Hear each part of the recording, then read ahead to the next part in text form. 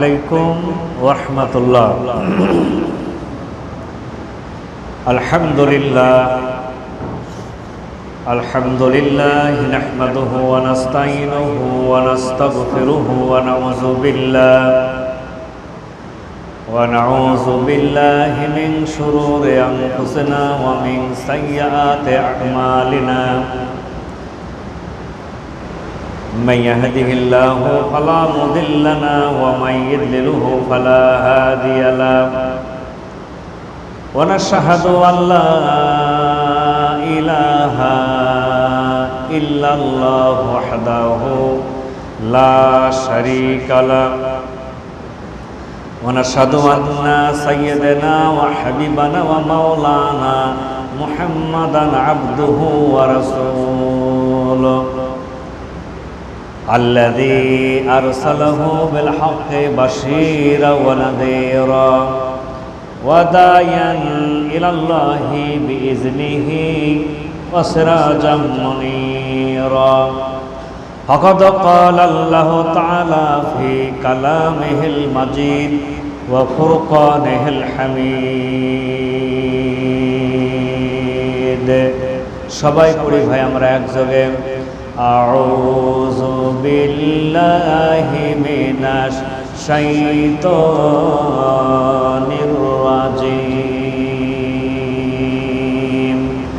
বিসমিল্লাহির রহমানির রহিম. ইন্নাল্লাহা ওয়া মালাইকাতাহু يصلون على النبي يا أيها الذين آمنوا صلوا عليه وسلموا تسليما. درود إبراهيم পড়েন. اللهم صل على محمد وعلى آل محمد كما صليت على إبراهيم وعلى آل إبراهيم إنك حميد مجيد. اللهم بارك على محمد وعلى آل محمد كما باركت على إبراهيم وعلى آل إبراهيم إنك حميد مجيد. একটু জিকির করেন সুবহানাল্লাহ. আরো জোরে হবে ভাই সুবহানাল্লাহ আলহামদুলিল্লাহ লা ইলাহা. সুবহানাল্লাহ আলহামদুলিল্লাহ লা ইলাহা. সুবহানাল্লাহ আলহামদুলিল্লাহ লা ইলাহা. আরো জোরে বলেন ভাই সুবহানাল্লাহ আলহামদুলিল্লাহ লা ইলাহা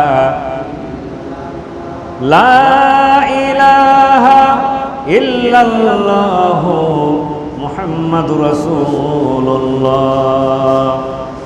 সাল্লাল্লাহু আলাইহি ওয়াসাল্লাম. আল্লাহ রাব্বুল আলামিন বলছেন ওয়াল্লাযীনা আমানু ফাইন্না হিজবাল্লাহি হুমুল গালিবুন. আল্লাহু আকবার বলেন. খুব সুন্দর সুসংবাদ.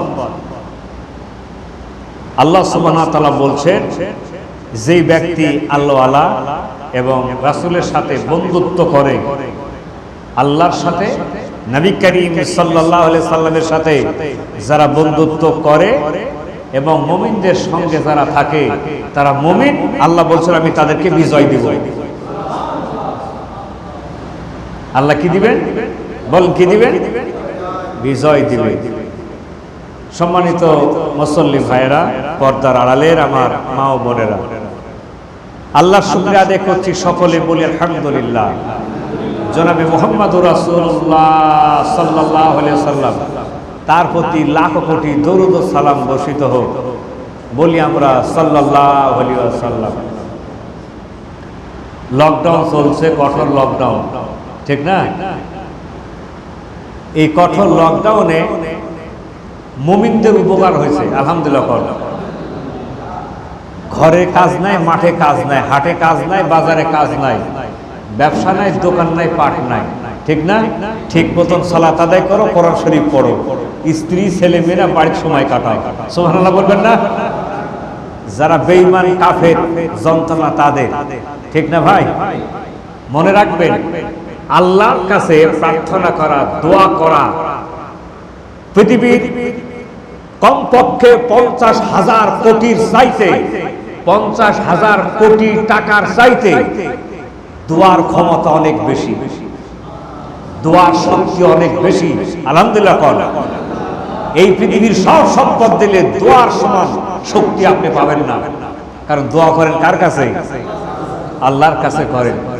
এই জন্য মুমিন বান্দা বিপদ আলো লাভ, সুখ আলো লাভ, ঠিক না ভাই? হাতি মূল লাখ টাকা, বাঁচলো লাখ টাকা। আলহামদুলিল্লাহ। এখানে মুমিন বান্দা সার্টিফিকেট দিলেন যে যারা রাসূলের সঙ্গে থাকে আর আল্লাহর সাথে যারা থাকে ওরা মুমিন। আর মুমিনদের বিজয় দিবেন কে? মুমিনের সংজ্ঞা আমাদেরকে নিতে হবে। মুমিন কাকে বলা হয়? আল্লাহ সুবহানাহু ওয়া তাআলা এখানে আমাদেরকে জানিয়ে দিয়েছেন মুমিনদের 1 নম্বর কোয়ালিটি। আল্লাহ রাব্বুল আলামিন বলেন, ইয়া আইয়ুহাল্লাযীনা আমানু লা তাত্তাখিযুল ইয়াহুদা ওয়ান নাসারা। হে মুমিনেরা, 1 নম্বর কোয়ালিটি। হে ঈমানদাররা, মুমিনদের আল্লাহ ডাক দিলেন, হে মুমিনেরা, তোমরা খবরদার ইহুদি আর খ্রিস্টানদেরকে বন্ধু হিসেবে গ্রহণ করো না। এটা হলো 1 নম্বর কোয়ালিটি।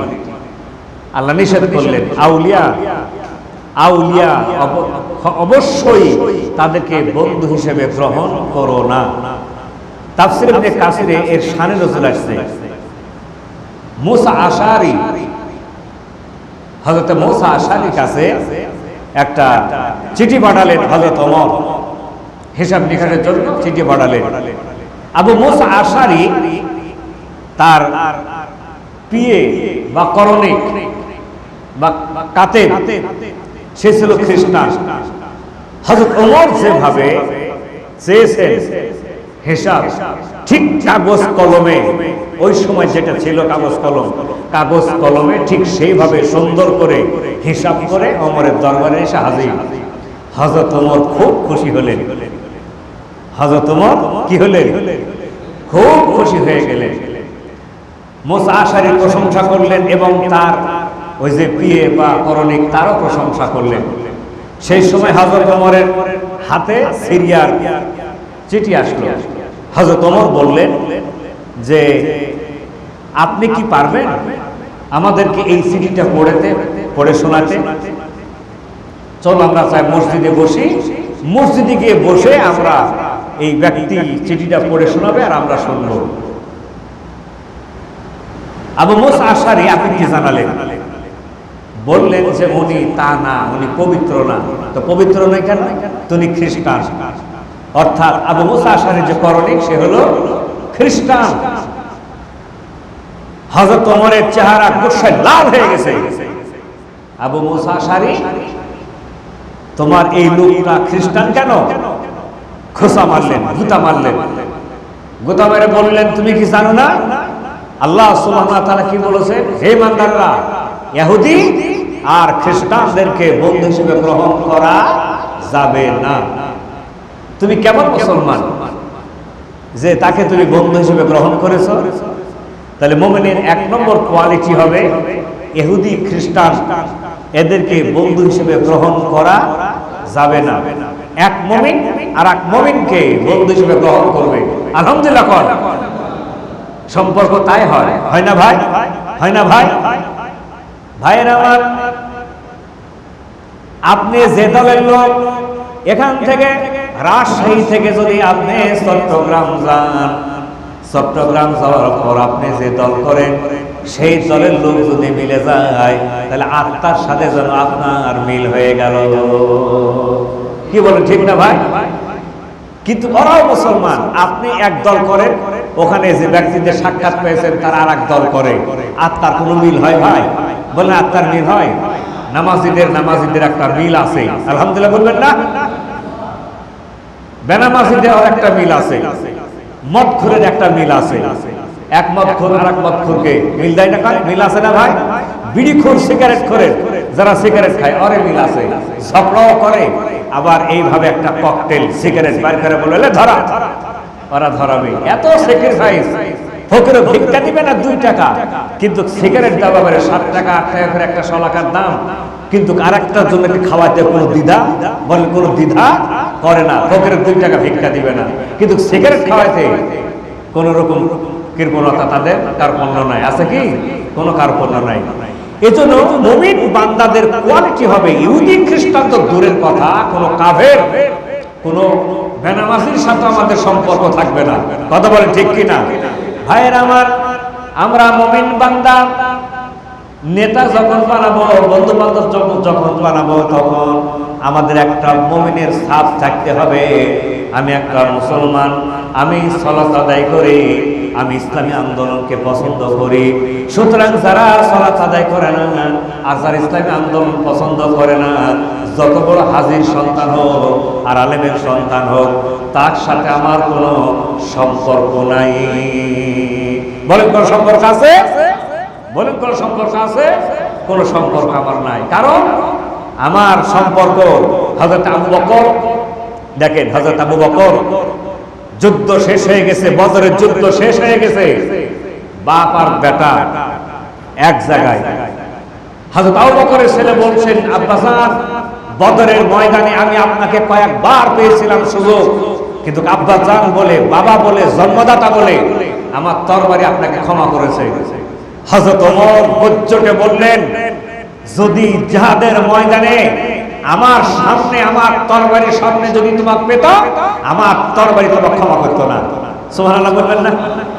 তাহলে ঈমান এত বড় একটা ফারাক সৃষ্টি করেছে, নিজের ছেলে পাইলেও গর্দান দিয়া দিত। কথা বলেন ঠিক কিনা ভাইয়ের আমার? সাহাবীরা করেছিল তাই। বদরের ময়দানে একজন সাহাবী বাবাকে কল্লাটা নামা দিতে দ্বিধা করেন নাই। বাবা কাফের আর ওই সাহাবী ছিল মুসলমান, ছেলে ছিল মুসলমান। যখনই তরবারি দ্বারা আঘাত করে তখন বাবার সামনে নিয়ে আসে, যখনই তরবারি দ্বারা কাফেরদেরকে আঘাত করে তখন বাবার সামনে দেয়। ঠিক সেই সময় চিন্তা করে দেখলেন যে আমার সামনে বাবা মুশরিক, আমার বাবা বড় না ইসলামী আন্দোলন বড়, আমার বাবা বড় না কোরআন বড়, আমার বাবা বড় না আল্লাহ রাসূল বড়। ভাইয়ের আমার, এই চিন্তা করতে করতে তরবারি যখন তুলেছেন কাফেরকে আঘাত করার জন্য, তখন আবার যখন বাবাকে দিয়েছে, তখন ওই সাহাবী তরবারি এমন করে ছেড়েছে মাথার থেকে গর্দানটা পড়ে গেছে। সুবহানাল্লাহ। এর নাম মুমিন। এর নাম কি? এর নাম মুমিন। কোন আপোষ নাই। আলহামদুলিল্লাহ বলবেন না? কাফেরের সাথে, বেনামাজির সাথে আমাদের কোনো কম্প্রোমাইজ নাই। আলহামদুলিল্লাহ বলবেন না? এই জন্য আমি বলে থাকি, এখানে বন্ধু বান্ধব তারপরে নেতা সব ভালো বানাইতে হবে। কি বানাইতে হবে? বলেন কি বানাইতে হবে? ভালো বানাইতে হবে। আমরা নামাজি নেতার সাথে থাকতে রাজি আছি। কি বলেন ভাই, ঠিক না?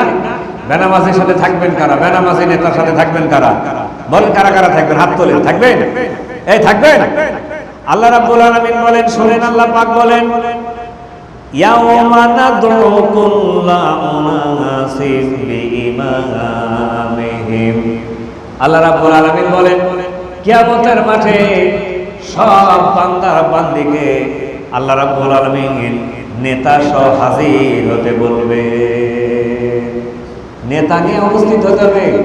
কি নিয়ে? কথা বলেন, কথা বলেন। নেতা। এখন ডানে আর বাঁয়ে, ডান আর বাম দিকে নেতা নিয়ে উপস্থিত হচ্ছেন। দেখা গেল নেতা এমন তাড়ি চাচা চাচিছে, কোনটা বইয়ের মুখ আর কোনটা স্বামীর মুখ চেনা যায় না। কথা বলেন ঠিক কিনা? এই মলখোর, জেনাকার, ফেন্সিডিল খায়, দুনিয়ার কাবিখার সব কম খায়, তার মতো বড় বাটপার কেউ নাই। ইসলামী আন্দোলনের সাথে চরম বিরোধিতা করে, তাফসীর মাহফিল বন্ধ করে দেয়, আলেম ওলামা দেখলে বলে আর দুনিয়া খাইলো। কথা বল ঠিক কিনা? এই দুনিয়াতে এটা করে গেছে, দুনিয়াতে এটা করে গেছে। ওই নেতা আপনার ডানে, ওই নেতা আপনার বামে। আল্লাহ তাআলা এই নেতা যখন দেখবেন আপনার ডানে আর বামে, তখন আল্লাহ তাআলা বলবেন তোর কোনো হিসাব লাগবে না, বিনা হিসাবে জান্নাতুল ফেরদাউসে চলে যা। কোন সুবহানাল্লাহ, সুবহানাল্লাহ বলেন, বুঝা পড়লেন? নাউযুবিল্লাহ। তাহলে নেতা বানানো পরকালের কাজ। কিসের কাজ? কথা বলেন, কিসের কাজ? পরকালের কাজ। আল্লাহ বলছেন কিয়ামতের মাঠে নেতা সহ যদি উপস্থিত হতে হয়, তাহলে দুনিয়ার ভালো নেতা বানাবার দরকার আছে না নাই? বলেন আছে কি নাই? আছে। আমাদের দেশের নেতা কি ওযু করবে জানে না? কি করতে জানে না? কথা বলেন, কি করতে জানে না? ওযু করতে জানে না। এক নির্বাচনের সময় এক ভোট কেন্দ্রে গেলাম, যায়া দেখি ওই মার্কা নেতা জোরে ওযু করছে, ব্লেজার পরে আছে, ব্লেজার পরে আছে, তো ওযু করেছে। তো ওই কুড়ি পর্যন্ত যে ধুইতে হবে আর ধুইল না, শুধু মুখটা ধুইল। কি ধুইল? খালি মুখটা ধুইল আর পাওটা ধুইল। আমরা 5-7 জন দাঁড়িয়ে আছি, গাড়ি থেকে নেমে দাঁড়িয়ে আছি 5-7 জন। পরে নেতাকে জিজ্ঞাসা করলাম, জোহরের সালাত আপনি এই হাতটা কোনি পর্যন্ত ধুলেন না কেন? বলছে আমি জানি না হুজুর যে কোনি পর্যন্ত ধুইতে হয়। নাউজুবিল্লাহ বলবেন না? হায় হায় রে, এরকম নেতা আছে না নাই? এই বলেন, এরকম নেতা আছে না নাই?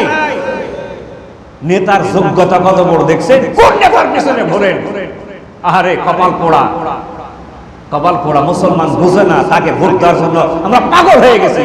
কথা বলেন ঠিক কিনা? এক এলাকায় বন্যা হয়েছে, নেতার দেখেন যোগ্যতাটা, দেখেন কত বড় যোগ্যতা। এক এলাকায় বিশাল বন্যা হয়ে গেছে। কি হয়ে গেছে? বলেন, বন্যা হয়ে গেছে, ফ্লাড, বন্যা। এখন বন্যার পানি যখন নেমে গেছে, ওরা চর এলাকা, ওই চরে একটা ঢেকি ভেসে আসছে। ওই চরের লোকেরা ঢেকি চেনে না। এখন চর থেকে যখন পানি নেমে গেছে, তখন এলাকার লোক চিন্তা করছে হয় কোনো কলেরা, না হলে কোনো বসন্ত হবে, মহামারী হবে, না হলে এটা কি জিনিস নড়াচড়া কিচ্ছু করে না।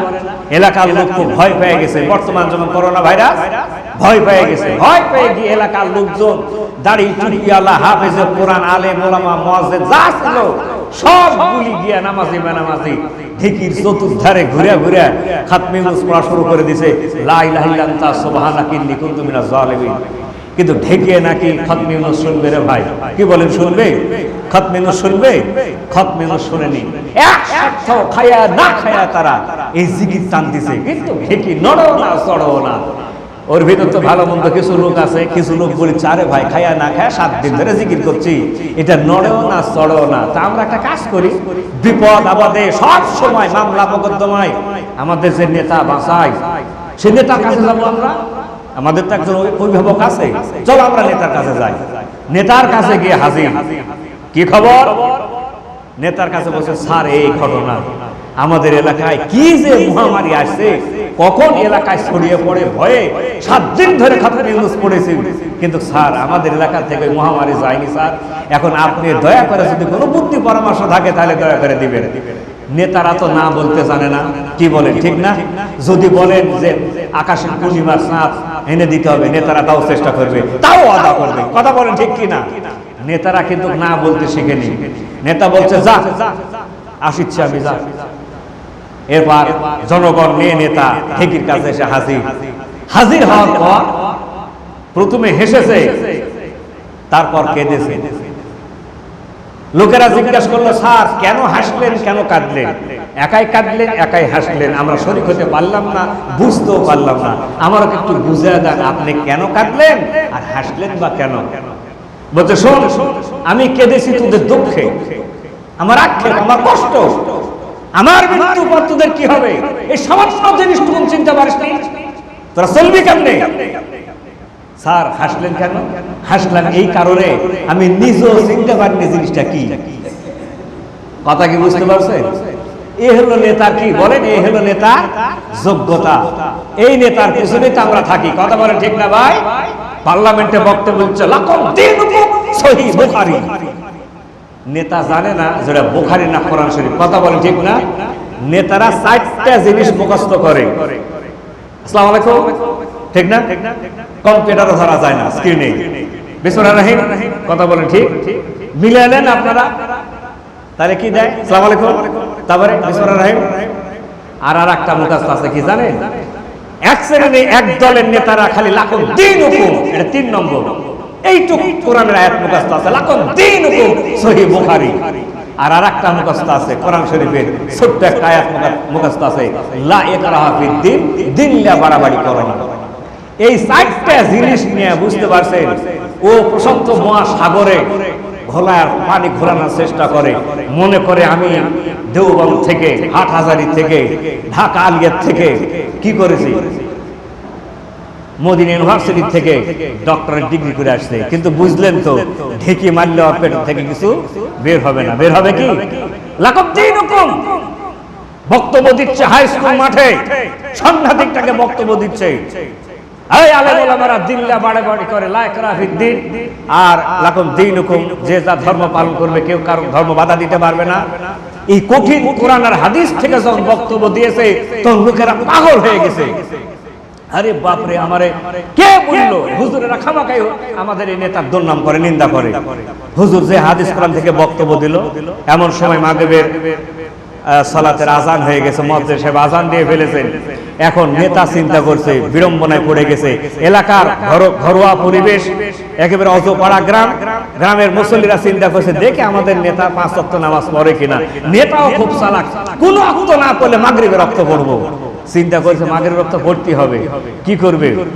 জনসভা দিয়ে সরাসরি ভান্ডা মসজিদ এসে দাঁড়ায় গেছে। সামনে একটা রুমাল মাথার দিয়ে, উযু থাক আর না থাক, আল্লাহু আকবার। এখন লোকজন চিন্তা করছে যে আমরা তো সাধারণ মানুষ, আর স্যার বক্তব্য দিলেন কোরআন আর হাদিস থেকে, সহিহ হাদিস আর কোরআন থেকে বক্তব্য দিলেন, এই স্যারকে পিছনে তো রাখা যাবে না। স্যার ঠেলা একবার সামনে গুতে সামনে, স্যার আপনি মাগরিবের সালাত আদায় করেন। স্যার গুতে দিছে। নেতা যাবার চায় না, কারণ নেতা জানে তার মাল মেডারেজ কতখানি আছে। নেতা যতই ঝাড়ি দিক পার্লামেন্টে, জনসভায় যতই দিক, মুসল্লাই যখন দিবেন তখন কি হয়ে যাবে? ওর পায়খানা এত পাতলা হবে, পানিও এত পাতলা না। কথা বলেন ঠিক না ভাই? পানিও এত পাতলা হবে না, ওর পায়খানা এত পাতলা হবে। এখানে এসে দেখো তোমার কি যোগ্যতা। প্রিয় ভাই, সব মসজিদে এসে যখন হাজির হয়ে গেছে, আর মুসল্লিরা একেবারে সবাই, স্যার আপনার মতন এত বড় মুফতি সাহেব থাকতে আমরা কি সালাত সামনে আপনাকে রেখে যেতে পারি? আপনি দয়া করে নামাজ পড়াবেন। হ্যাঁ, ইমাম সাহেব সামনে গিয়ে মুসাল্লা গিয়ে হাজির, তাকবীরে তাহরিমা পড়ার পর, হাত বাঁধার পর ফার্স্ট সূরা ইখলাস পড়েছে। সূরা ইখলাস পড়ার পরে চলে গেছে সেজদায়। সেজদায় গিয়ে সুবহানা রাব্বিয়াল আলা 10 বার, 15 বার, 27 বার, 50 বার। ইমাম সেজদা থেকে আর উঠে না। এখন মানুষের কারো তো কোমরে ব্যথা আছে, মাজার ব্যথা নাই। কত কষ্ট হলে সিয়ারের নামাজ পড়ছে, কতক্ষণ আর থাকা যায় সেজদা? একজন মানুষ উঠেছে, উঠে দেখে সামনে টাকা দেখে ইমামই নাই। ইমাম গেল কোথায়? ইমাম গেল কোথায়? এই বলছে ভাই রে, সেজদা থেকে উঠো রে ভাই, সেজদা থেকে উঠো, আমার ইমাম তো সামনে রে ভাই। আর একজনকে দিয়া কোন রকম সালাতটা শেষ করার পরে এবার ইমামও খুঁজছে, দেখে ইমাম সাহেব গ্রাম্য একটা বাজার ছিল, সে বাজারে বেগুন দামাচ্ছে আর সিগারেট খাচ্ছে। সবাই গিয়ে বললো, স্যার আপনাকে দিলাম সালাত আদায় করতে, ইমামের দায়িত্ব দিলাম, আপনি ইমামতি ছাইড়া দিয়া আপনি মসজিদ থেকে পালিয়ে আসলেন কেন?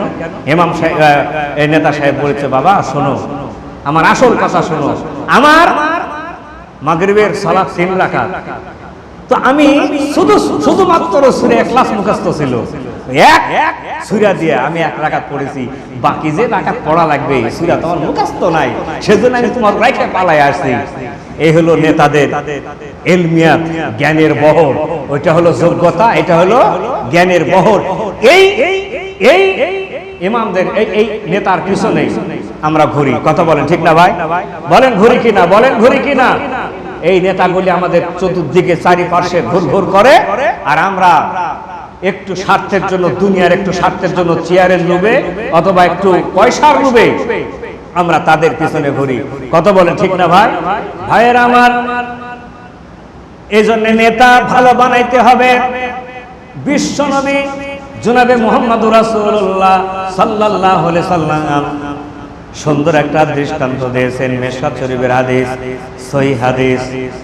ভাইয়েরা আমার, বিশ্বনবী বলেছেন ভালো নেতা বানালে কি হবে, খারাপ নেতা বানালে কি হবে, দেশে কি প্রভাব পড়বে, ব্যক্তিতে কি প্রভাব পড়বে, সমাজে কি প্রভাব পড়বে। দেখেন ভাইয়েরা আমার, বিশ্বনবী বলেছেন তুমি যদি আতরের দোকানে যাও তাহলে তুমি আতর কিনতে যাবে, অথবা আতর যদি কিনতে না যাও তাহলে আতরের দোকানে যাওয়ার সঙ্গে সঙ্গে আতরওয়ালা এমনিতে বিনামূল্যে একটু আতর আপনার দিয়ে দিবে। আল্লাহ নবী বলছেন, ধরে নিলাম তুমি আতর কিনবে না, আর আতরওয়ালা বড় কৃপণ, বিনামূল্যে দিবে না, কিন্তু আতরের দোকানে যদি যান তাহলে আতরের সুঘ্রাণ আপনার মস্তিষ্কের নিউরনের মধ্যে হিট করবে। কোন সুবহানাল্লাহ। আতরের দোকানে গেলে সুগন্ধ লাগে ভাই, সুগন্ধ লাগে না? এই লাগে কিনা? আতরের ঘ্রাণ লাগে কিনা? আতরের ঘ্রাণ লাগে। ভাইয়েরা আমার, আল্লাহ বললেন, নবীজি বললেন আতরের দোকানে যদি যাও তাহলে কোন অবস্থাতে ক্ষতি হওয়ার কোনো সম্ভাবনা নাই, লাভ হওয়া ছাড়া। ভালো নেতা, ভালো বন্ধু বান্ধব যদি হয় তাহলে সেই ভালো বন্ধু বান্ধব আর নেতা দ্বারা কোনোদিন ক্ষতি হওয়ার সম্ভাবনা নাই। ভাইয়েরা আমার, হাদিসের দ্বিতীয় অংশ শোনেন। বিশ্বনবী বলেছেন, খারাপ মানুষের উদাহরণ দিলেন, খারাপ নেতার উদাহরণ দিলেন। বিশ্বনবী বললেন তুমি যদি কামারের কাছে যাও, একেবারে যদি এগিয়ে যাও চুলার কাছে, আপরের কাছে এগিয়ে যাও, তাহলে আগুন লাগবে বা গরম লাগবে। গরম বা আগুন থেকে বাঁচার জন্য যদি চেষ্টা করেন তাহলে ধোঁয়া আপনার চোখে হিট করবে। কথা বলেন ঠিক কিনা? ধোঁয়া থেকে যদি বাঁচার চেষ্টা করেন তাহলে ধোঁয়া বাতাসে ময়লা আবর্জনা ছাই গলে আপনার সমস্ত শরীর, জামা কাপড় ময়লা করে দিবে। কথা বলেন ঠিক কিনা? ভাইয়েরা আমার, বিশ্বনবীর কথা কত সুন্দর। বিশ্বনবী কি সুন্দর করে বোঝা দিলেন, উদাহরণ দিয়ে দিলেন। বললেন শোনো, কামারের কাছে যদি যাও কোনো না কোনো দিক থেকে ক্ষতিগ্রস্ত হবে, ছোট হলো ক্ষতি হবে, বড় হলো ক্ষতি হবে। আল্লাহ নবী বলেছেন যদি তোমার সঙ্গী সাথী বন্ধু বান্ধব নেতা যদি ভালো না হয় তাহলে তার দ্বারা তোমার ক্ষতি হবে। বলেন ক্ষতি হবে কিনা? অনেক সময় সন্তান খারাপ সঙ্গের সাথে চলে গেছে, যায় একটা বিপদে পড়ছে, এরকম হয় কি না?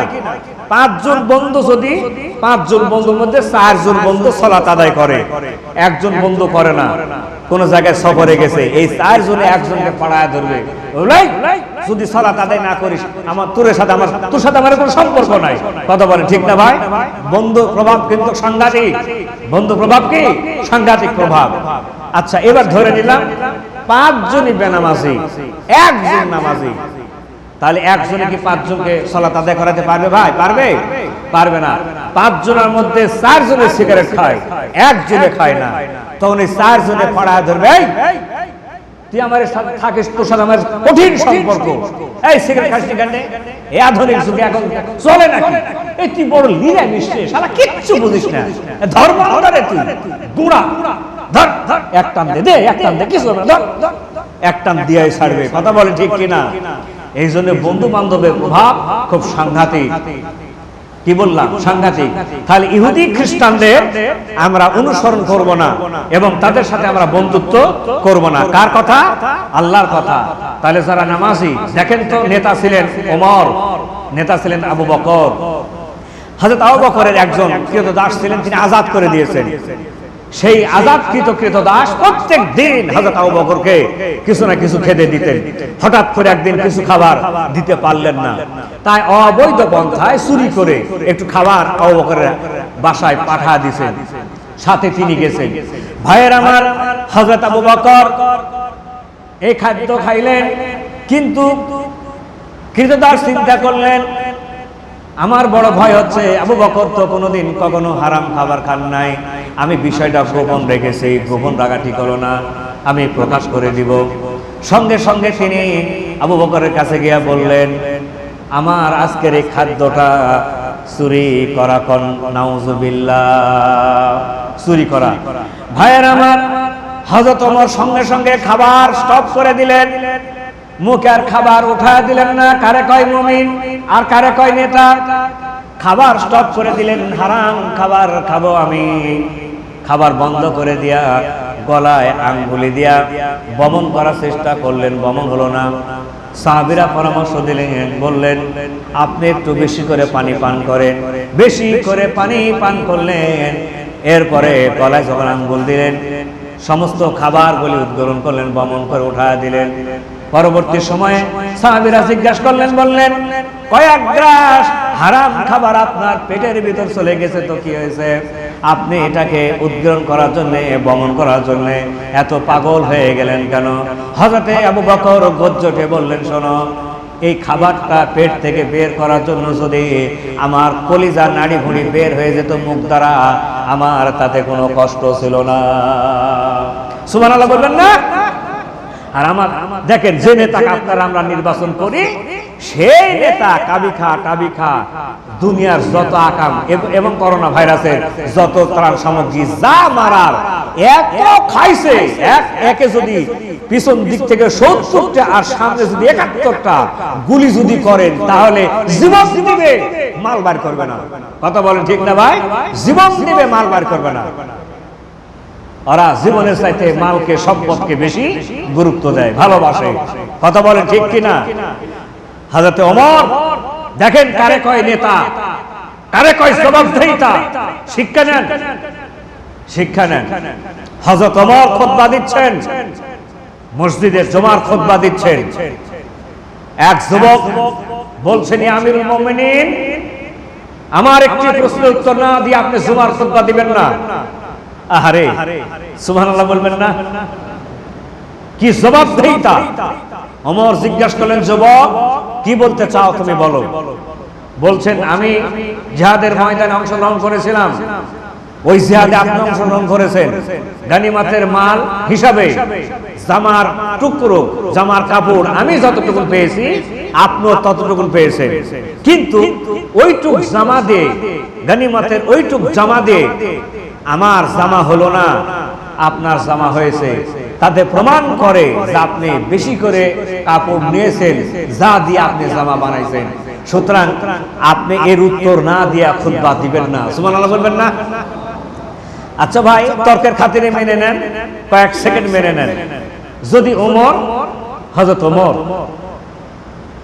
যা পাইছিলেন তার ভাগও ওর থেকে ডবল পাইছেন, তাহলে একটা মানুষের জুব্বাও যদি হয় 5 গজের বেশি কাপড় লাগবে? 5 গজ লাগে নাকি আলাউদ্দিন ভাই?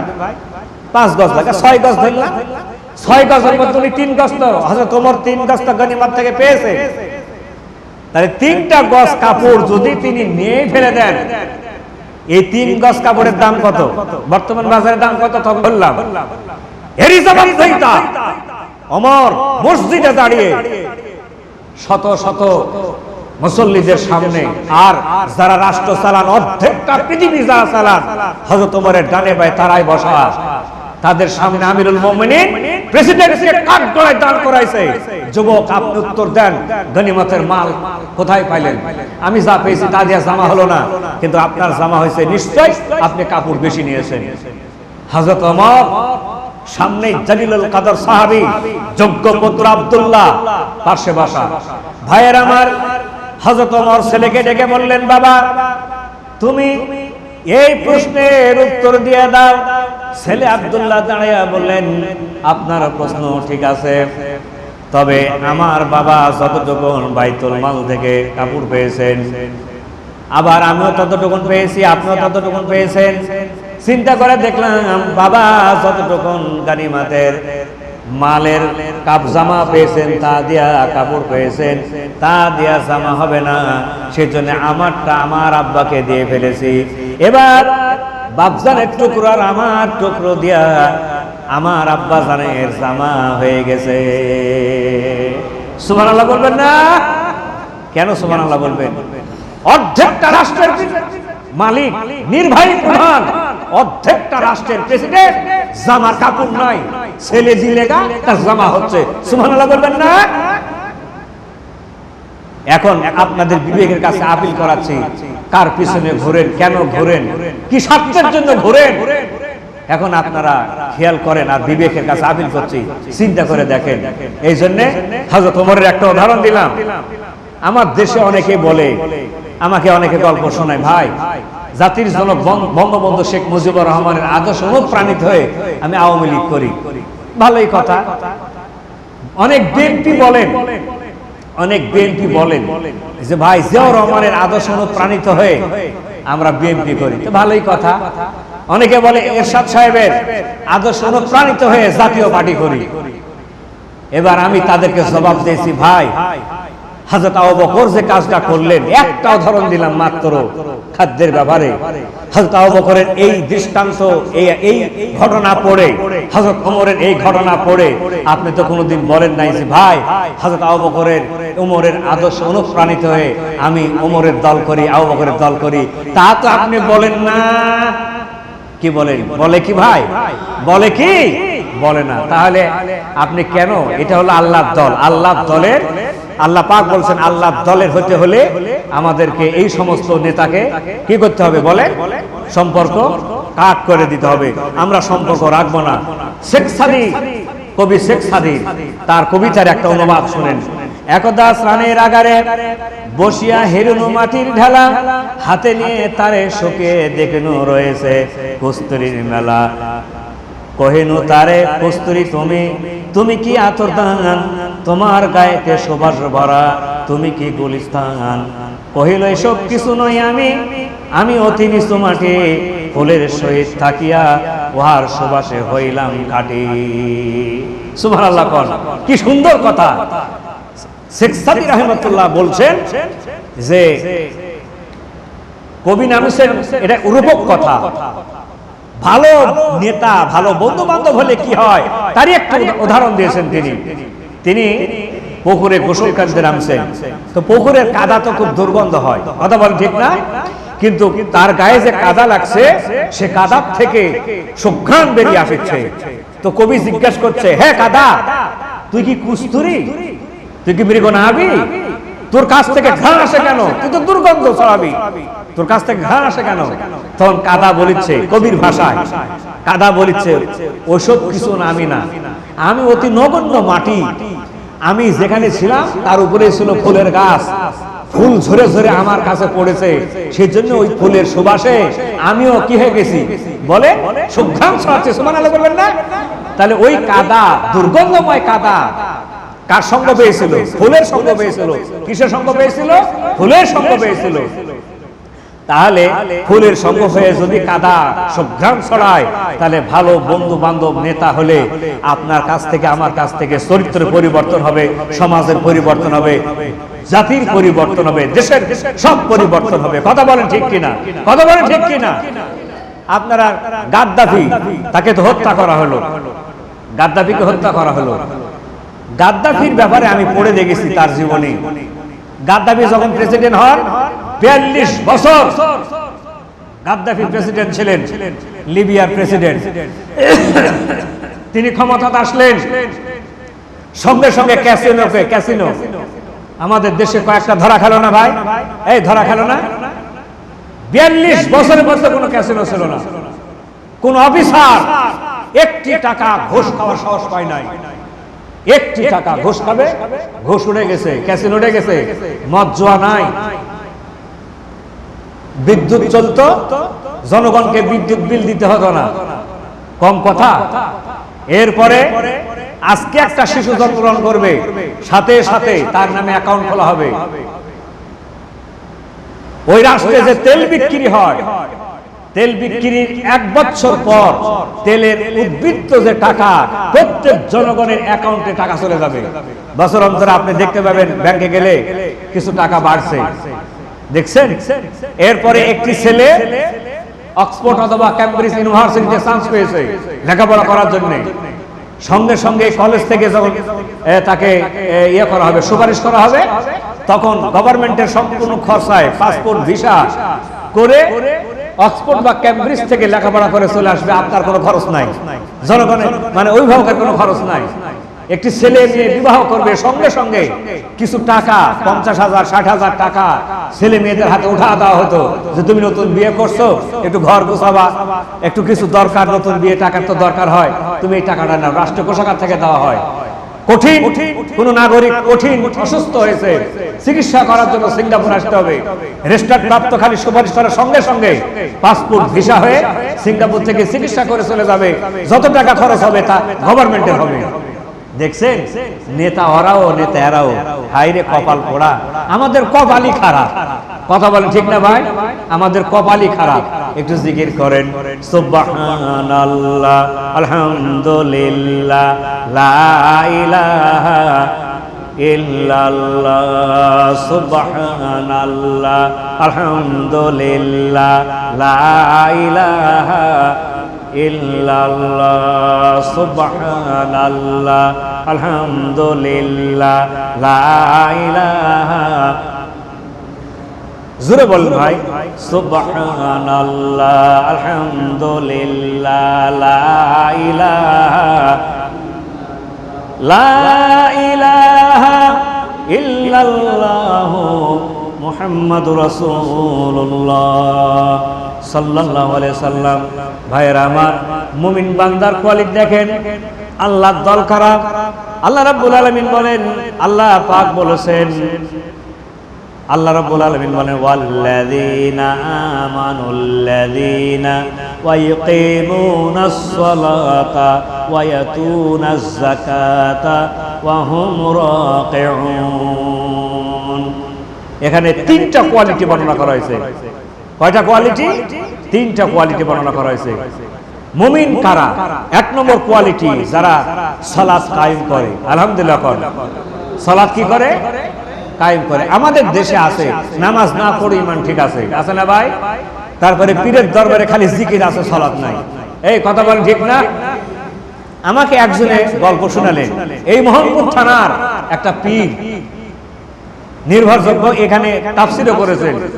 তিনি আমার গল্প শোনালেন, বললেন যে যায় দেখি পীরে তার মুরিদকে হেদায়েত করছে। তো আমার শ্বশুর বাসা ওখানে, আমি মাগরিবের সালাত আদায় করার জন্য শ্বশুর বাসা থেকে বের হয়ে আসছি। কিছু দূর হাঁটতে হবে, মিনিট 3-4 হাঁটলে মসজিদ পাবো। বের হয়ে দেখি ওই পীর, তার পরিচিত পীর, 27 জন মুরিদ সামনে বসা, মাগরিবের আজান হয়ে গেল। তো উনি বলছেন, আলেম মানুষ, উনি বলছেন যে আমার ধারণা হলো জোরানা নামাজ পড়তে যান কিনা, সালাত আদায় করতে যান না, বসে থাকেন, কি করে দেখি তো, এই জন্য একটু আমি সময় নিচ্ছি। ঠিক সেই সময় তার মুরিদেরা বলছে, ইয়া মুর্শিদ, ও পীর সাহেব করছে কি, একটা কোটা বার করছে।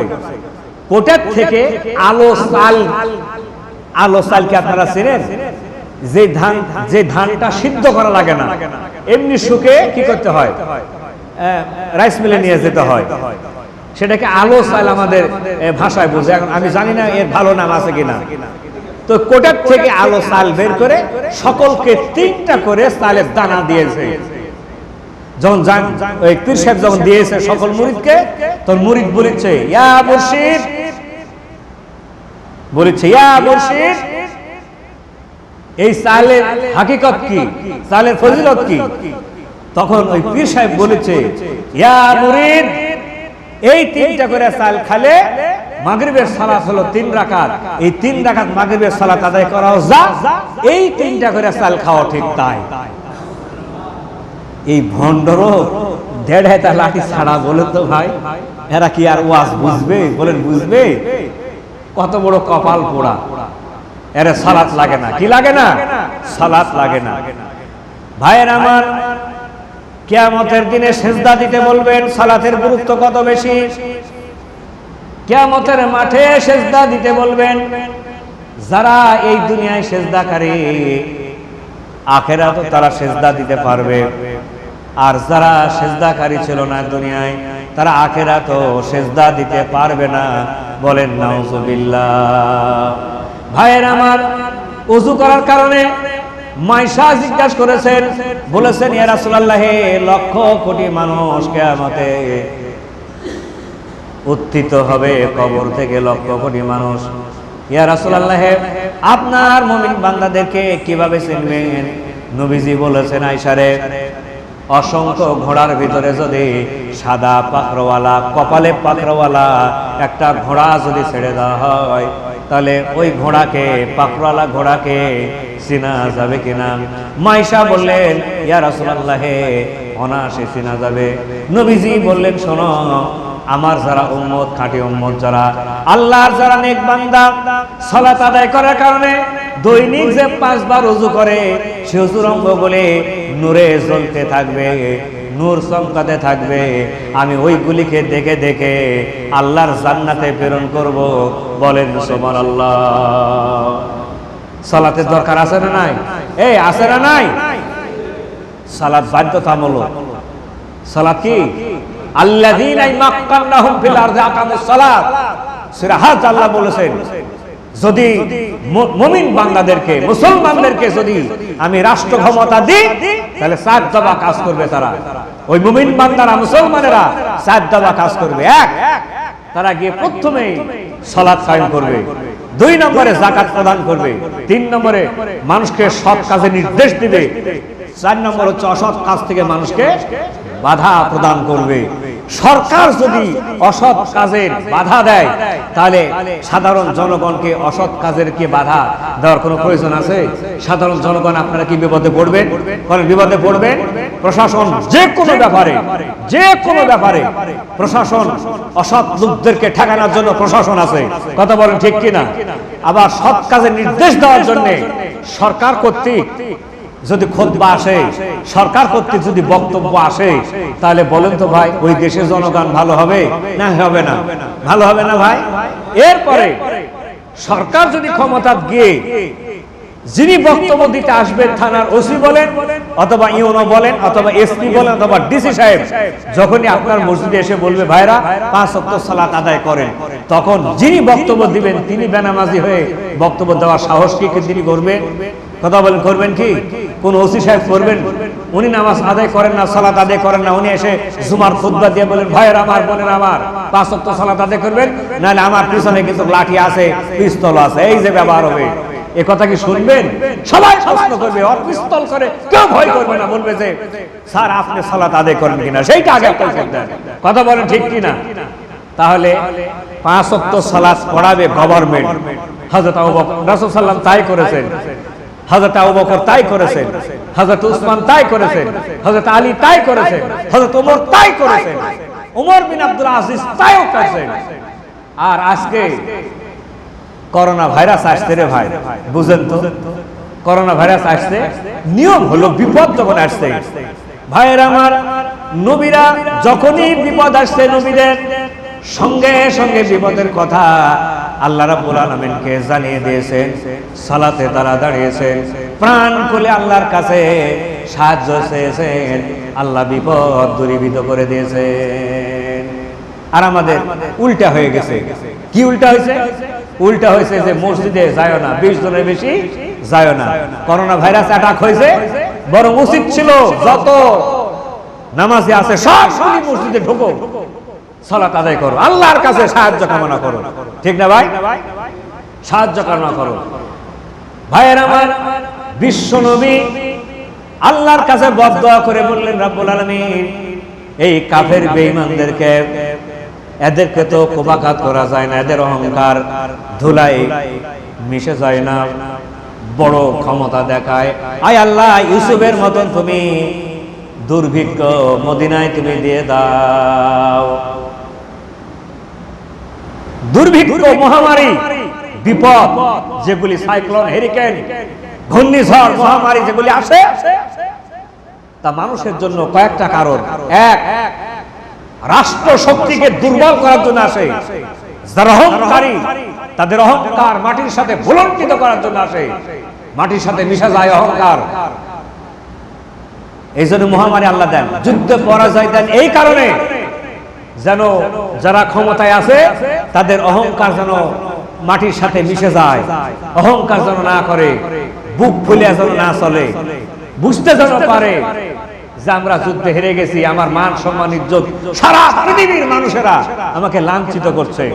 সুতরাং এই অহংকার যেন মাটির সাথে মিশে যায়, সেই জন্য আল্লাহ তাআলা যুদ্ধে পরাজয় দেন, মহামারী দেন। আজ একটা মহামারী দিয়েছে, করোনা ভাইরাস। সারা পৃথিবীর সমস্ত বিজ্ঞান অচল, সমস্ত মেডিকেল অচল, কথা বলে ঠিক কিনা? সমস্ত সুপার পাওয়ার, যতগুলি সরকার রাষ্ট্র ক্ষমতা সব রদবদল হয়ে গেছে, সিদ্ধান্ত নিতে পারছে না। আজকে 1 ঘন্টা আগে সিদ্ধান্ত একরকম, করোনা ভাইরাসে সিদ্ধান্ত মুহূর্তের মধ্যে পাল্টে গেছে। কথা বলেন ঠিক না ভাই? রাষ্ট্র সিদ্ধান্ত ওয়াটআউট হয়ে যাচ্ছে। আজ সুপার পাওয়ার গভর্নমেন্ট অচল হয়ে গেছে করোনা ভাইরাসের সামনে, বিজ্ঞান আজকে অচল হয়ে গেছে। এখান থেকে আমাদেরকে শিক্ষা নেওয়া উচিত যে আমরা কিছু না, আমার কোনো শক্তি নাই, সমস্ত শক্তি কার হাতে? আল্লাহ সুবহানাহু ওয়া তাআলার হাতে। ভাইয়ের আমার, বিশ্বনবী দোয়া করলেন, বদদোয়া করলেন, আল্লাহর দরবারে বদদোয়া করলেন, বললেন রব্বুল আলামিন ইউসুফ আলাইহিস সালামের জামানায় যেমন করে তুমি দুর্ভিক্ষ দিয়েছিলে, আয় আল্লাহ তুমি সেরকম করে দুর্ভিক্ষ তুমি দিয়ে দাও। বিশ্বনবীর দোয়া কবুল হয়ে গেছে, বদদোয়া কবুল হয়ে গেছে, দুর্ভিক্ষ শুরু হয়ে গেছে। ভাইয়ের আমার, যারা কুরাইশ, যারা অহংকার করত, তারা লা তুজ্জা মান্নাত, যতগুলি হুবল যা ছিল, কত সেজদা দেয়, কত পূজা করে, কিচ্ছুতে কাজ হয় না। শেষ পর্যন্ত আবু সুফিয়ান নেতৃস্থানীয় কয়েকজন ব্যক্তিকে নিয়ে এসে আল্লাহ নবীর কাছে এসে বললেন, ইয়া রাসূলুল্লাহ, আপনি যদি দোয়া না করেন এই দুর্ভিক্ষ থেকে আমরা বাঁচব না। মৃত মানুষের গোশত পর্যন্ত খাইতো ওই সময় বিশ্বনবী বরদোয়া। এমন দুর্ভিক্ষ শুরু হয়েছে, মৃত মানুষের গোশত পর্যন্ত খাওয়া শুরু করেছে, মৃত পশু পাখি মাংস খাওয়া, গোশত খাওয়া তারা শুরু করেছে। কি দুর্ভিক্ষ শুরু হয়েছে দেখেন ভাইয়ের আমার। এই রাষ্ট্র শক্তিকে দুর্বল হয়ে গেল। আবু সুফিয়ান রাসূলের কাছে আসতে বাধ্য হলো না? কত বলেন? আবু সুফিয়ান আসতে বাধ্য হলো না? এবং আবু সুফিয়ানের সঙ্গে যে কয়েকজন নেতা ছিল তারা এসে আল্লাহ রাসূলের কাছে বলল, ইয়া রাসূলুল্লাহ, আপনি দোয়া করা ছাড়া লাত আর উজ্জাতে কোনো কাজ হয় না, হুজুর আপনি একটু দোয়া করেন। ভাইয়ের আমার, বিশ্বনবী আবার দোয়া করলেন আল্লাহর দরবারে। সঙ্গে সঙ্গে আল্লাহ রাব্বুল আলামিন দুর্ভিক্ষ ভালো করে দিলেন, দুর্ভিক্ষ দূরীভূত করে দিয়া আবার মদিনাকে স্বাভাবিক করে দিলেন। কোন সুবহানাল্লাহ। বিপদ আসলে দোয়া করবে কার কাছে? আল্লাহর কাছে। এই জন্য নবীর কাছে, যখনই নবীদের কাছে বিপদ আসবে তখন সালাতে দাঁড়াইছে। কোথায় দাঁড়িয়েছে? সালাতে দাঁড়িয়েছে। এই জন্য সালাত আদায় করবেন। 5 ওয়াক্ত সালাত, একেবারে 5 ওয়াক্ত সালাত নিয়ত করেন, জীবনে কোনোদিন কাজা করব না, নিয়ত করেন। এরপরে পারত পক্ষে নফল সালাত, তাহাজ্জুদের সালাত কম পক্ষে রাতে 2 রাকাত হলেও নফল সালাত আদায় করবেন। কি আদায় করবেন বলুন তো ভাই? বলেন। নফল সালাত আদায় করবেন, 2 রাকাত হলেও আদায় করবেন। আল্লাহ যদি নৈকট্য লাভ করতে চান, রিজিক যদি পেতে চান, সকাল সন্ধ্যা আল্লাহ জিকির করবেন আর নফল সালাত আদায় করবেন। আল্লাহ রিজকে, আল্লাহ সম্মানে কখনো আল্লাহ অভাব করবেন না। আলহামদুলিল্লাহ, অভাব করবে না। কিন্তু সালাতটা সহি হতে হবে। আমাদের দেশের লোকেরা তো সালাত ঠিক মতন আদায় করতে জানে না। বহু দেখেছি সালাত আদায় করবে কেমনে। প্রাথমিক বিদ্যালয়ের মাস্টার ছিলেন, রিটায়ার্ড পারসন, রিটায়ার্ড যখন হয়ে গেছে, আমি দেখেছি, আমি নিজে দেখেছি, কালো কষ্টের মতো একটা দাড়ি রাখছে, খাটো এক পাঞ্জাবি পরে, মাজা কোমর আর ভাঁজ হয় না, তারপরে চোখ ভর্তি ময়লা, নাক ভর্তি ময়লা, চামড়াগুড়ি ঢিলা ঢালা হয়ে গেছে, প্রস্রাব ডাইরেক্ট হয়ে গেছে, ডান পায়ের সুদ্ধা বাম পায়ে, বাম পায়ের সুদ্ধা ডান পায়ে, প্রস্রাব তো কন্ট্রোল হয় না, জামার কলার ঠিক করতে পারে না। 3.5-4 বছরের নাতা নাতি দাদারে খাপছাড়া আচরণ দেখে খিলখিলি করে হাসে। এখন এই দাদা খুঁজে, বারে অমুককে একটু নিয়ে আসো তো, মুসল্লি নিয়ে আসো তো কি, তো বলো তো বাবা কি করে জিকির করতে হবে। আমি নিজে দেখেছি, এটা আমি নিজে যাই, নিজে দেখে নি, শুধু আমাকে দেখা বলছে আমাকে একটু কিছু শেখান কিভাবে সুবহানাল্লাহ আলহামদুলিল্লাহ বলতে হবে। তো আমি ওনাকে জিজ্ঞেস করলাম যে আপনি প্রাথমিক বিদ্যালয়ে মাস্টার ছিলেন, ঠিক, তা আপনি বলুন তো সালাত আদায় করছেন কতদিন ধরে করছেন? তো বাবা রিটায়ার্ড হওয়ার পর এই শুরু করেছি কেমন, আচ্ছা ভালো কথা, রুকুত আপনি কি বলেন? তো বলেছি যে রুকুত গিয়া আলহামদুলিল্লাহ বলি। কি বলে কি বলে? তা আপনার আমি বললাম, জিজ্ঞেস করলাম আলহামদুলিল্লাহ আপনার মাথায় আসলো কেমন করে? তো বাবুরে এখানে সেখানে দাওয়াত খাইতে গিয়া শুনতাম লোকেরা খায় আর আলহামদুলিল্লাহ বলে, তো ইডা উডা খায়া যখন আলহামদুলিল্লাহ বলে, তো আমি চিন্তা করে দেখলাম কিছু জানি না, আলহামদুলিল্লাহ বলে আমি চালায়া দিই। দেখছেন আহারে আহারে কপাল পোড়া। মসজিদে আমি খুতবা দিয়েছি 16 বছর পর। আমি মসজিদের মুসল্লিদেরকে একটা দাবি করলাম, ভাই আমার 3টা দাবি থাকবে। আপনারা অনেক দূর দূরান্তে খুতবা শুনতে আসেন, আমার 3টা দাবি। 1 নম্বর দাবি হলো যে 3 জন মুসলমান বের হন যে হুজুর আজকে আসর থেকে আর সালাত ছাড়বো না, করবো হুজুর। এত ওয়াজ নসিহত করার পর, 16 বছর ওয়াজ করার পরও দেখলাম একজনও হাত তুলল না। এবারে বললাম, ভাই আপনারা দাড়ি কে কে রাখবেন? 3 জন ব্যক্তি হাত তোলেন, হুজুর আজকে থেকে দাড়ি ছাঁচবো না। দাড়ি সম্পর্কে যা ওয়াজ ছিল সব ওয়াজ খুতবা ঝাড়িছি, একজনও হাত তুলল না। আমি আঙ্গুলটা দেখা দিলাম, ওই ভাই দাড়ি চাষা, ওই ভাই দাড়ি চাষা, ওই ভাই দাড়ি চাষা, নাতানাতি কাদের উপর নাচানাচি করে। আপনাদের কি এখনো দাড়ি রাখার সময় হয়নি? কেউ হাত তুলল না। মনে মনে খুতবা দাঁড়িয়ে চিন্তা করছে, আল্লাহ আমাকে বেজ্জত হতে হয় কিনা, এই চিন্তা করছে বেজ্জত হয় কিনা। এবারে বললাম, ভাই বিড়ি সিগারেট আর 18-19 প্রকারের জাদ্দা, এই যে আমজাদ সোহাগ মানি ভিসাপাতি যত আছে, এই যে খান, খাওয়ার পরে 18-19 প্রকার জাদ্দা দেয়া যখন একটা কি করে মুখের ভিতর দিয়া যখন চিবায়, তারপরে একটা ঢুক যখন খায় তখন একটা গুতা মারে। পরে সে গল্প শুনেছি, হ্যাঁ গুতা মারে, বসে এবার ধরিছে রে ভাই, বুঝতে পারছেন? গুতা মারলে ধরে।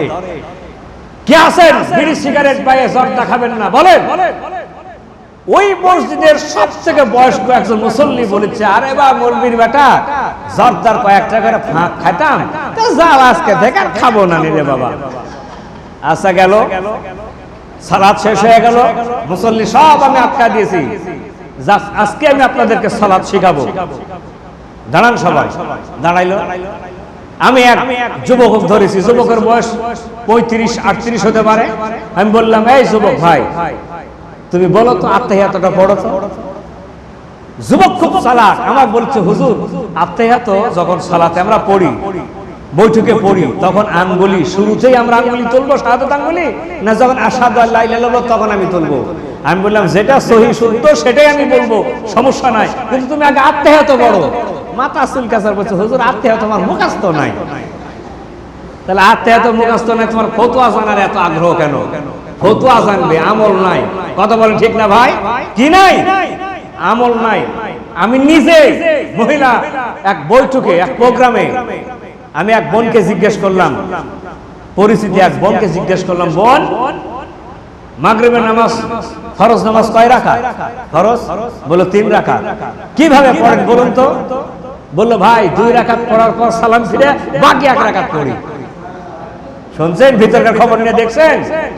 আর এরকম মুসল্লির অভাব নাই, এরকম মুসল্লির অভাব নাই। সম্পর্কে আমার নানি হয়, জিজ্ঞেস করছি, নানি আসর নামাজ কয় রাকাত গো? তো 4 রাকাত। কিভাবে পড়ো? বলছে 2 রাকাত ফরজ পড়ি, 2 রাকাত সুন্নাত পড়ি।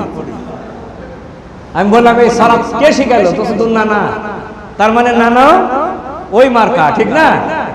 আমি সুমাইনা নানার সাথে দেখা করলাম, অনেকদিন আগের ঘটনা, ছোটবেলায় 9-10 ছাত্র হব। নানা গিয়ে বলছি, নানা এই নানিকে সালাত কে শিখালো গো? বলছে, আমি শিখেছি। কিভাবে মিলালেন? 2 রাকাত ফরজ পড়ে, 2 রাকাত সুন্নাত পড়ে। নানা বলছে, শোন, আমি দেখলাম প্রত্যেক আসর বাদ দিলে প্রত্যেক সালাতের আগ বা পিছে 4 রাকাত বা 2 রাকাত করে সুন্নাতের সালাত আছে, কিন্তু আসরে নাই। তাই আমি চিন্তা করে দেখলাম, তোর নানিকে আমি বলছি 2 রাকাত ফরজ পড়ে, 2 রাকাত সুন্নাত পড়ে। হলো নামাজটা হলো? এরে ভাই, এরকম মুসল্লির অভাব নাই। ভিতরে ঢুকে দেখেন না, বাস্তব আছে এরকম। ভিতরে ঢুকে দেখেন, সালাতের কিচ্ছু জানে না। 3-4 বছর থেকে, 4 বছর, 5 বছর, 7 বছর থেকে ঢিবাতে আছে। 70 গজ লম্বা তার এই যে জুব্বের ঝোল, আর মাথা বিশাল ফেটা, কিন্তু সালাত জানে না। এই জন্য সালাত আদায় করা লাগবে। ভাইয়ের আমার, সালাত ছাড়া কোন ইবাদত বন্দেগী কবুল হবে না। সালাতটা হচ্ছে নেক আমলের দরজা।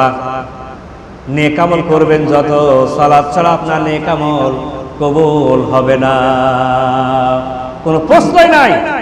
এজন্য সালাত আদায় করব, আমি নিজে সালাত আদায় করব, আমার স্ত্রী, ছেলে, মেয়ে আমার কন্ট্রোলে, আমার নিয়ন্ত্রণে যে সদস্যগুলি থাকে তাদেরকে আমি সালাত পড়াতে বাধ্য করব। নিজ নিজ পরিবারে এই দুই দায়িত্ব আপনারা পালন করে, তাহলে প্রত্যেকটি পরিবার নামাজি পরিবার হবে। কথা বলেন ঠিক না ভাই? কি পরিবার হবে? আমরা বুকে থাপ দিয়ে অনেকে বলতে পারবো না আপনি সালাত ভালোই আদায় করেন, দেখা যায় আপনার ছেলে কলেজে পড়ে। কোথায় পড়ে? কলেজে পড়ে। এই কলেজে পড়ার সুবাদে আজকে ওই ছেলেটা সালাত আদায় করে না, মেয়ে কলেজে পড়ে সেজন্য সালাত আদায় করে না। রমজান যখন আসে তখন বাপে বলে, এই হুজুরের মুখ থেকে ওয়াজ শুনে আসছি, ছেলে ডাকো তো, হোক না এই জুন জুলাই রমজান, ডাকো ছেলে ডাকো। তখন এক শ্রেণীর সর্বনেশা মা আছে, বলে যে এত বড় দিনে ছেলে আমার রোজা থাকতে পারবে? ছেলে চেহারা বিলাতি কুত্তার মতন লাদস লুদস না খায়া চেহারাটা কালো হয়ে যাবে। এই জন্য মাই আদর খেলায় ছেলে আর মেয়েকে কি করে না, সিয়াম রাখে না, রাখার ব্যবস্থা করে না। এটা হলো সর্বনেশা মা। কিসের মা? সর্বনেশা মা। ভাইয়ের আমার, মুমিন বান্দাদের দ্বিতীয় কোয়ালিটি হলো সালাত আদায় করা, আর তৃতীয় কোয়ালিটি হলো যাকাত প্রদান করা। আল্লাহ রাব্বুল আলামিন আপনাকে কিছু পয়সা করে দিয়েছে। ভাইয়েরা আমার, দুই ভাগে ভাগ এই দুনিয়ায়। কিছু মানুষকে আল্লাহ পাক পয়সা দিয়ে আল্লাহ পাক পরীক্ষা করছেন, কিছু মানুষকে আল্লাহ পাক পথে ঘাটে বসায় দিয়েছেন। সেও আদম সন্তান, আপনিও আদম সন্তান। ভাইয়েরা আমার বক্তব্য শোনার পর নিজ নিজ বাসায় চলে যাবেন, অথচ এই সময় বনু আদম সন্তান কত আছে আমাদের দেশের মধ্যে। রেল স্টেশনে যায় দেখেন মাথার উপর কোনো ছাদ নাই, পলিথিন দিয়া তারা বৃষ্টি, ঝড় বৃষ্টি সব তাদের পলিথিনের সামনে। কথা বলেন ঠিক কিনা? ভাইয়েরা আমার, ওই মানুষগুলি হতে পারতো আমার বাবা, আমার মা, আমার ভাই, আমার বোন, তারা তো হতে পারত।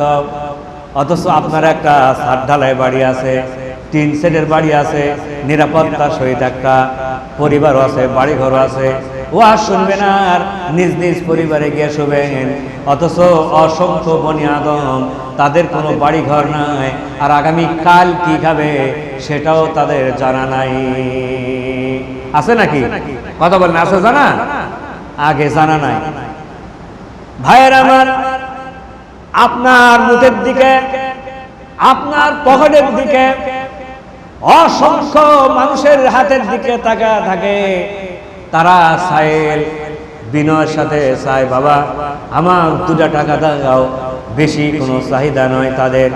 2টা টাকা দিলে প্রতিবাদ করার তাদের কোনো ভাষা নাই।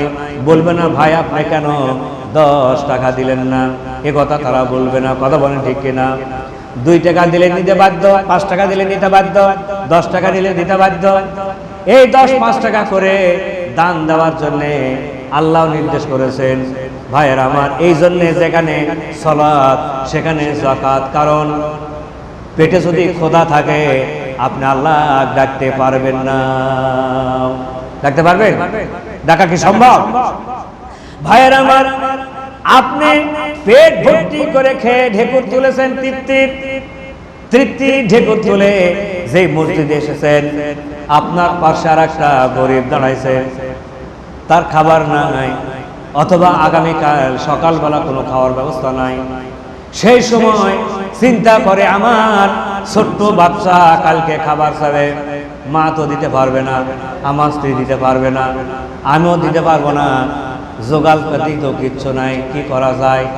সেই জন্যে বাবার ভিতরে বড় চিন্তা হয়, আমি কি করে সালাত আদায় করি। ভাইয়ের আমার, সালাতে যে খুশু সেটা আসবে না। সেই জন্য যেখানে সালাতের কথা সেখানে যাকাতের কথা, অর্থনীতির কথা আল্লাহ জানিয়ে দিয়েছেন। আল্লাহ জানিয়ে দিয়েছেন সবাই খাবে।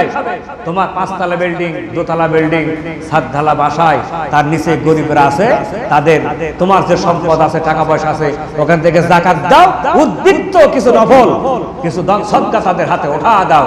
সুবহানাল্লাহ কোন দিলে বাঁচবে। ওই ফকির মিসকিন আছে বলেই আপনার সম্পদ পাক পবিত্র হচ্ছে।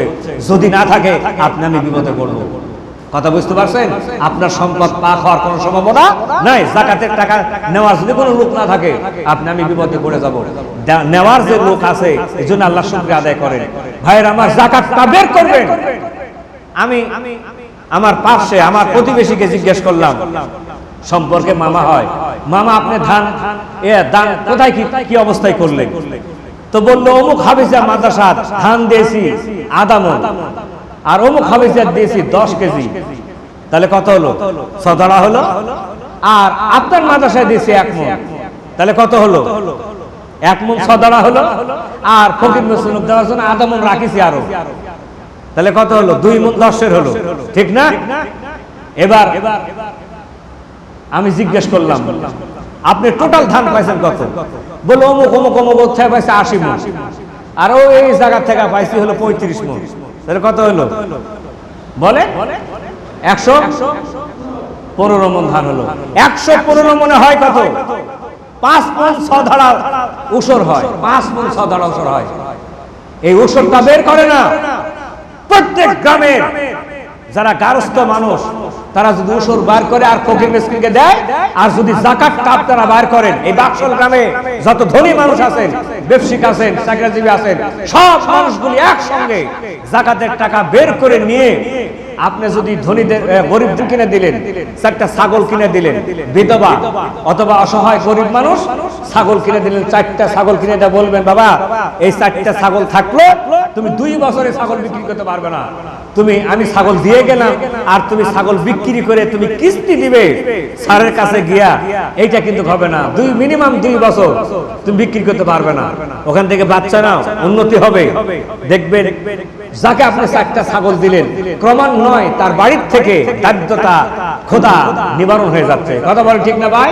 যাকে একটা রিকশা কিনে দিলেন, ওই পরিবারে রিস্কের ব্যবস্থা হয়ে গেল। কথা বলেন ঠিক না ভাই? না হলে আমরা যাকাতের টাকা এক জায়গায় বসি, ফেতরার টাকা নিয়ে এক জায়গায় বসে, ওকে দেয় 10 টাকা, ওকে দেয় 50 টাকা, সাইল অনুযায়ী কাকু দিল 500 টাকা। সারা জীবন এই 10-5 টাকা করে দিতেই থাকবেন, কোনোদিন দারিদ্রতা দূরীভূত হতে পারে না, কোনোদিন হবে না। তাহলে এটা মুমিন বান্দার কোয়ালিটি, যাকাত দিতে হবে। এরপরে আল্লাহ সুবহানাহু ওয়া তাআলা কোয়ালিটির কথা বলছেন।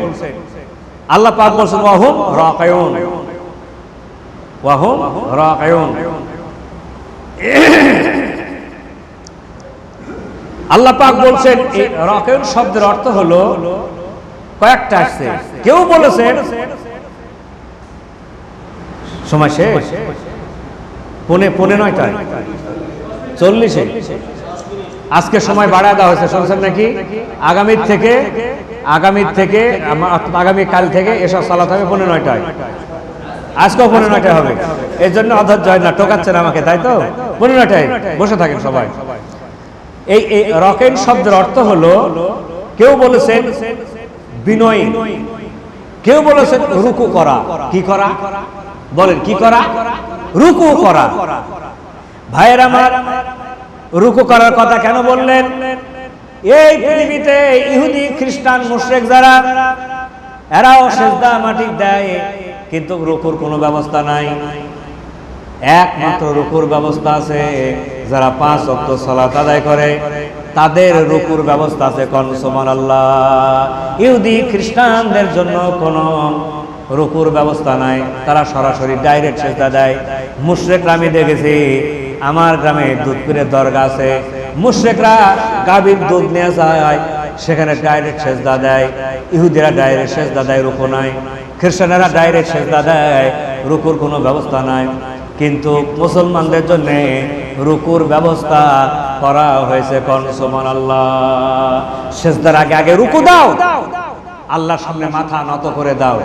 ভাইয়ের আমার, 2 নম্বর হলো রুকু দ্বারা বোঝানো হয়েছে জামাতের সহিত সালাত আদায় করা। 3 নম্বর হলো রুকু দ্বারা বোঝানো হয়েছে বিনয় নম্র ভদ্রতা।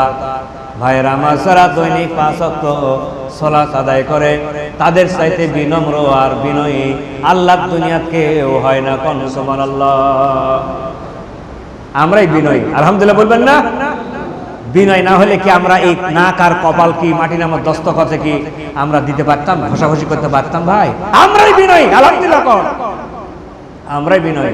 সালাত আদায় করেন, সালাত আদায় করেন, আল্লাহর কদম মোবারকে দুই এই কপাল আর নাক সেজদা দিয়ে আল্লাহকে বলেন, যা আছে সব কথা আল্লাহকে বলেন। সেজদাতে গিয়ে যা ইচ্ছা তাই বলবেন, আল্লাহ আমি এই চাই সেই চাই বলেন আল্লাহর কাছে। আল্লাহ চাইলেই দিবেন, আলহামদুলিল্লাহ কর। নবী সাল্লাম বলেছেন আল্লাহর কাছে না চাইলে আল্লাহ বেজার হন। কি আল্লাহ পাইছি আমরা, না চাইলেই বেজার হন। আর এই দুনিয়াত মা হোক বাবা হোক নেতা হোক যত চাইবেন বেজার হবে। একবার দিবে সম্মানে, সসম্মানে একবার দিল, দুইবার কি নেতা দিবে চাইবে? মা বাবা একবার দিল, একটা স্মার্টফোন কিনে দিল ছেলেকে, হারিয়ে ফেলেছে, আবার যখন কিনে দিবে খুব বকাঝকা করবে, আবার হারালো 1 সপ্তাহ পর, আবার কি হবে? বকাঝকা দিতে চাইবে কি বাবা? দিতে চাইবে? আর আল্লাহ পাক বলছেন চাও, আল্লাহর কাছে চাও, যত চাইবে আল্লাহ তাআলা তত খুশি হয়ে যাবেন। সুবহানাল্লাহ। কার কাছে চাইবেন? আল্লাহর কাছে চাইবেন। এই রুকু দ্বারা বোঝানো হয়েছে যে বিনয়, বিনম্র, ভদ্রতা, অহংকার মুক্ত। আলহামদুলিল্লাহ কর। অহংকার থাকে না। অহংকার করবেন কেমনে? ভাইয়ের আমার মনীষীরা বলেছেন অহংকার করবেন কেমনে?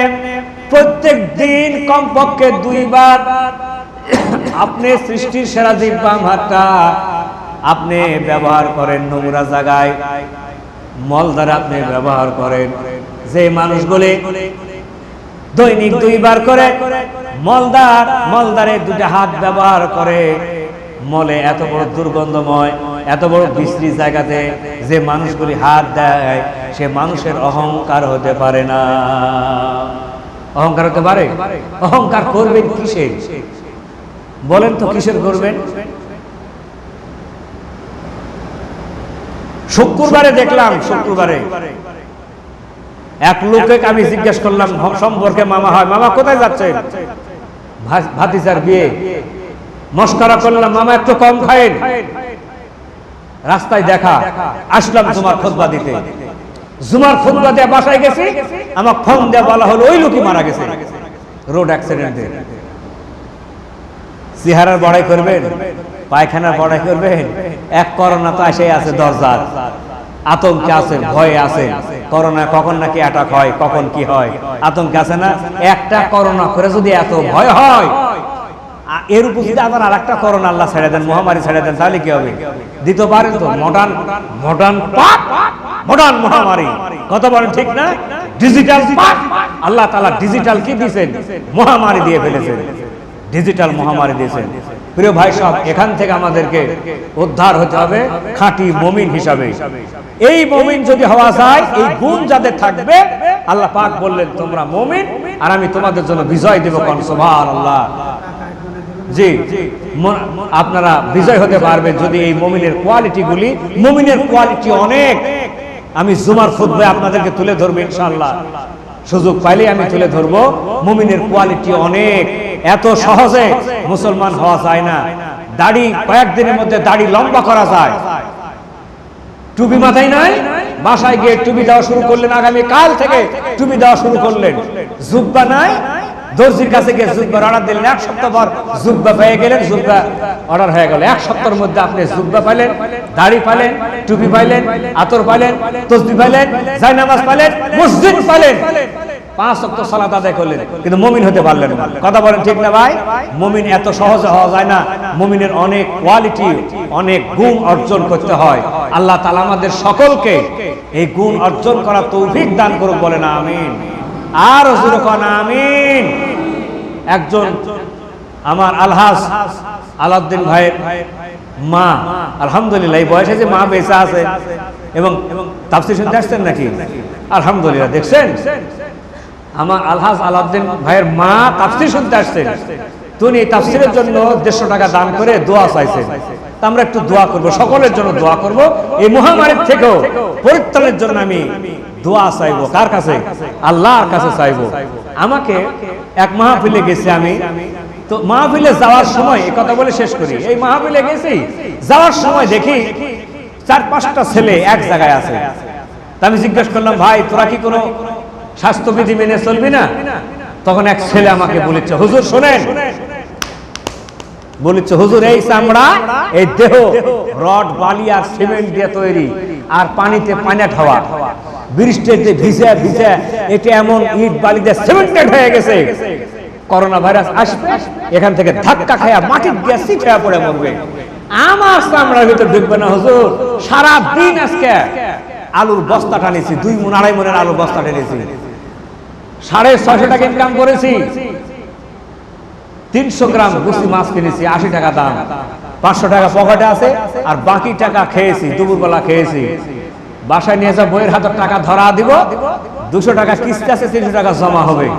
এই হুজুর শুনেন, এর আগে কয়েকদিন আগে হাই স্কুল মাঠে তাফসিরে আপনি করোনা ভাইরাস বাংলাদেশ থেকে তুলে দেওয়ার জন্য আল্লাহর কাছে ফরিয়াদ করছেন, আল্লাহ তুমি বাংলাদেশকে করোনা মুক্ত করে দাও, দোয়া করছেন। আজকে যেন দোয়া না হয়, দোয়া যদি করেন আমরা বাধা দিব। তো কেন দোস্ত, করোনা ভাইরাস এই দেশে যত থাকবে পাপীরা তত কাবু হয়ে থাকবে। আমি বললাম, ভাইরে তুই চোখ খুলে দিলি রে ভাই, আমার তুই জ্ঞানের চক্ষু খুলে দিয়েছিস। এই জন্য দোয়া করি, সর্বোপরি এটা আল্লাহর গজব, মহামারী, কোন অপরাধে কোন পাপের কারণে এই গজব আসছে আল্লাহ ভালো জানে। কথা বলেন ঠিক না ভাই? সেজন্য আল্লাহর কাছে আমরা তওবা করছি, আস্তাগফিরুল্লাহাল্লাযী লা ইলাহা ইল্লা হুয়াল হাইয়ুল কাইয়ুম ওয়া আতুবু ইলাইহি। বলেন না সবাই, আস্তাগফিরুল্লাহাল্লাযী লা ইলাহা ইল্লা হুয়াল হাইয়ুল কাইয়ুম ওয়া আতুবু ইলাইহি। আল্লাহুম্মা আমিন। রব্বানা যালামনা আনফুসানা ওয়া ইল্লাম তাগফির লানা ওয়া তারহামনা লানাকুনান্না মিনাল খাসিরিন। রব্বানা লা তুযিগ কুলুবানা বা'দা ইয হাদাইতানা ওয়া হাব লানা মিন লাদুনকা রাহমাতান ইন্নাকা আনতাল ওয়াহ্হাব। আয় আল্লাহ তাআলা, দীর্ঘক্ষণ ধরে আমরা কোরআনে কারীম থেকে আলোচনা করেছি। আয় আল্লাহ তাআলা, তোমার শাহী দরবারে কোরআন থেকে আলোচনা করার পর আয় আল্লাহ তাআলা, জীবনে হাজারো গুনাহ নিয়ে তোমার সৃষ্টির তুলনায় ছোট্ট ছোট্ট দোকানহাট তোমার শাহী দরবারে তুলেছি। আল্লাহ তুমি দয়া করে মেহেরবানি করে আমাদের তামাম জিন্দেগির গুনাহ খাতা মাফ করে দাও। আয় আল্লাহ তাআলা, আমরা যেন গুনাহ করেছি না যেন গুনাহ করেছি, আল্লাহ তুমি দয়া করে মেহেরবানি করে আমাদের জানা অজানা ছোট বড় শিরিক বিদআত যত ধরনের গুনাহ আছে রে আল্লাহ তুমি দয়া করে মাফ করে দাও। আয় আল্লাহ তাআলা, আমাদের নানা নানি দাদা দাদি মা বাবা বিভিন্ন গুরুস্থানে শুয়ে আছেন, আল্লাহ তুমি দয়া করে মেহেরবানি করে ওই কবরগুলিকে জান্নাতের টুকরায় পরিণত করে দাও। রব্বির হামহুমা কামা রব্বায়ানি সগীরা, রব্বির হামহুমা কামা রব্বায়ানি সগীরা। আয় আল্লাহ তাআলা, বাংলাদেশে সারা পৃথিবীতে করোনা ভাইরাসে লাখো মানুষ দুনিয়ার বুক থেকে বিদায় হয়ে গেল। আল্লাহ তাআলা, বাংলাদেশকে তুমি দয়া করে করোনা মুক্ত করে দাও রে আল্লাহ। যে অপরাধে যে পাপের কারণে এই মহামারী তুমি দিয়েছো রে আল্লাহ, আমাদের সেই জাতিকে সেই পাপ থেকে তুমি বাঁচাও আল্লাহ, সে পাপ তুমি মাফ করে দাও। আর দয়া করে মেহেরবানি করে এই মহামারী থেকে আমার দেশকে তুমি হেফাজত করো আল্লাহ। আয় আল্লাহ তাআলা, আমাদের প্রত্যেকটি পরিবারকে তুমি নামাজি পরিবার হিসেবে গ্রহণ করো রে আল্লাহ। আয় আল্লাহ, আমাদের স্ত্রী দিয়েছো, ছেলে দিয়েছো, মেয়ে দিয়েছো, আয় আল্লাহ সকলকে তুমি হেদায়েত নসিব করো। আল্লাহ তাআলা কোরআনের হেদায়েত দান করো আল্লাহ রব্বুল আলামিন, তোমার নেক আমল করার তৌফিক দিয়ে দাও আল্লাহ, হালাল খাবার তুমি তৌফিক দিয়ে দাও রে আল্লাহ রব্বুল আলামিন। আমার সঙ্গে যত ভাই বোন আয় আল্লাহ তোমার দরবারে হাত তুলেছেন, আমাদের যাদের রোগ বালাই আছে আল্লাহ তুমি দয়া করে রোগ বালাই মাফ করে দাও। আয় আল্লাহ, যাদের মনে দুঃখ আছে কষ্ট আছে সকলের দুঃখ কষ্ট তুমি দূর করে দাও। একজন মা পর্দার আড়াল থেকে দোয়া চেয়েছেন রে আল্লাহ, তুমি মাকে আল্লাহ নেক বান্দী হিসেবে কবুল আর মঞ্জুর করে নাও। আয় আল্লাহ আমার ওই মা যে নেক নিয়তে দান করেছেন, আল্লাহ তুমি দয়া করে সেই নেক নিয়তকে তুমি পুরা করে দাও। আয় আল্লাহ তার আত্মীয় স্বজন যারা কবরে শুয়ে আছেন, আল্লাহ তুমি দয়া করে গুরাজাব তুমি কিয়ামত পর্যন্ত মাফ করে দাও। আমার মাকে তুমি সুস্থতা দান করো। আয় আল্লাহ তাআলা মা বোন যারা এসেছেন, আয় আল্লাহ বহু কষ্ট করে সংসারের অনেক ঝামেলা ফেলে রেখে মা বোনেরা যারা কষ্ট করে তোমার দ্বীনের আলোচনা শোনার জন্য এসেছেন, আল্লাহ মা বোনদেরকে তুমি হেদায়েত নসিব করো। আল্লাহ মা বোনদের রোগ বালাই মাফ করে দাও, মনের দুঃখ কষ্ট সব দূর করে দাও। সুবহান রাব্বিকা রাব্বিল ইজ্জাতি আম্মা ইয়াসিফুন ওয়া সালামুন আলাল মুরসালিন ওয়ালহামদুলিল্লাহি রাব্বিল আলামিন। আসসালামু আলাইকুম ওয়া রাহমাতুল্লাহ।